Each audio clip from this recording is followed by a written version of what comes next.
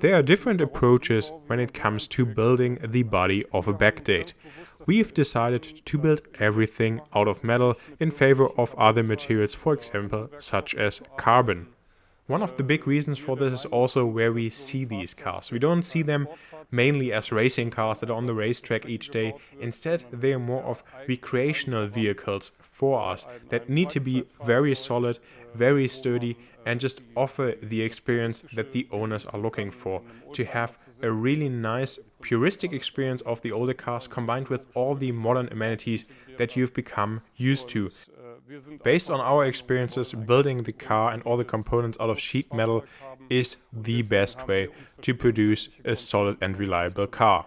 And this includes the extended fenders that you can see right here, as well as also the sills that have a new form, and of course also the entire front end of the car, where we have to create a cast-off to make space for the oil and AC coolers.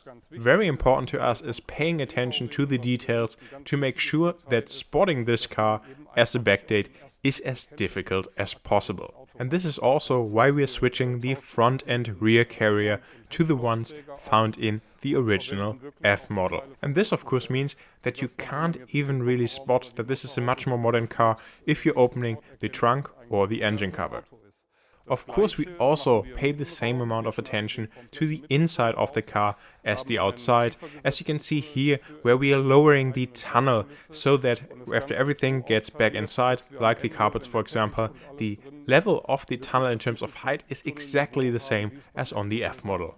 Last but not least, we are then even also closing the vents on the dashboard to resemble the dashboard of the F-Type, and all of these details then result in a car that only real experts can differentiate from the original F model.